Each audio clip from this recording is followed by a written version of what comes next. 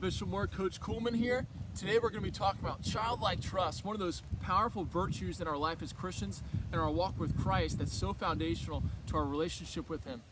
And a couple years ago I had this opportunity to go to the Holy Land in Israel, really powerful experience, be able to see the places where Jesus lived, going to Nazareth, seeing where Mary had the Annunciation occur, the angel Gabriel came to her, seeing Jerusalem, the streets where Jesus carried His cross, going to Calvary where He was crucified, and finally the resurrection, the empty tomb where this huge church is built over that spot where Jesus' body was laid. And one of the most powerful things for me on that trip was when we went to Bethlehem and the church, the Basilica of the Nativity, where Christ was born as a little baby in a cave in Bethlehem, in the fields where the shepherds used to live. And when we went there, one thing really struck me was on entering the church, you see, it's a huge basilica. Years and years, thousands of years been put into building this church. And you see this little doorway that everyone is ducking into to get inside.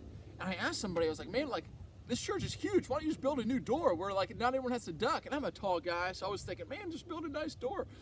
And I asked the person, and they started talking about it to the whole group, saying that years ago, thousands of years ago, when the Ottoman Turks were coming in and trying to invade the Holy Land, that they would build these doors smaller, lower, so the Ottoman Turks couldn't enter the churches on horseback. They had to get off their horses and wouldn't bring their horses into the church to desecrate that holy place.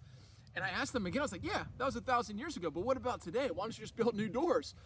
And they said, we still keep them low like that as a physical reminder, a symbol to encounter the baby Jesus, to encounter Christ in our lives. We have to humble ourselves, to lower ourselves physically, but spiritually, to enter into His presence, to receive Him into our lives.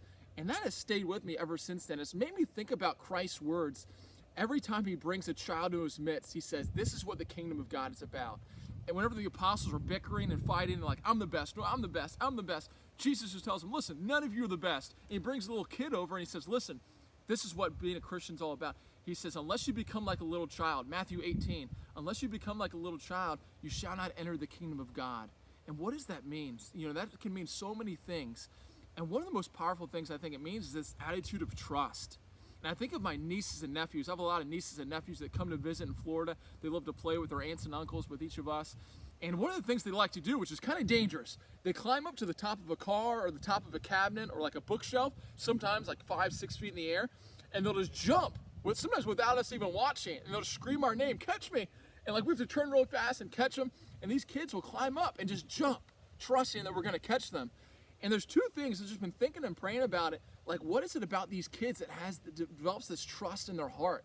And the first thing is that when they're up that high, 5 or 6 feet in the air, a 5-year-old, they can't get down on their own.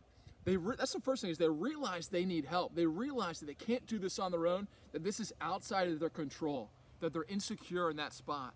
And the second thing is they know that the person who's with them, their uncle or their aunt, is going to catch them. They know that they can trust them. They know that they can trust, so they know that they can't do it on their own, and they know the person they're calling for help from is going to turn around and catch them just in time. Thank goodness we always catch them. We've had a couple close calls. But this attitude of trust that they have, it makes me think about that story of Bethlehem. Who came to see the baby Jesus that night when Christ was born? It was the humble ones. It was the shepherds, those who were out in the fields, those poor outcasts, the ones who were seen as dirty, the ones who knew they needed help. They knew that their lives weren't fulfilling for themselves on their own. They didn't have the money. They didn't have the power, this sense of security. They knew they needed help. And they also knew, because of the proclamation of the angel, that this baby that was born, they could trust it. That there was a promise with this baby, that they knew they could trust this promise. And that's why they came there with their hearts open, able to encounter the baby Jesus. It's the same thing in our own spiritual lives, walking with Christ. Realizing that we need help, realizing that we don't have as much control in our life as we want, especially during this time, everything going on in the world. We lose our sense of control, sense of security, but also turning to that next step of saying, okay, I'm going to jump, I have to trust, but who can I trust? And we can trust the promises that Jesus promised because He is trustworthy.